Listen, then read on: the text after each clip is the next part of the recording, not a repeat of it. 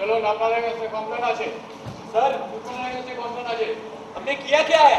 আপনি বউকে মেরেছেন অত্যাচার করেছেন বউয়ের উপরে আপনার বাবা বউয়ের কাছে পৌঁছেছে ना सर हमने तो ऐसा कुछ नहीं किया सर।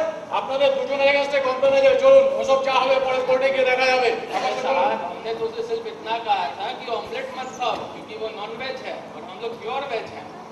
ওসব তো পিওর ভেজ ওসব পরে কোর্টে গিয়ে বলবেন এখন আপনাকে চলুন সরকারি নন ভেজ খাওয়াচ্ছি আপনিও চলুন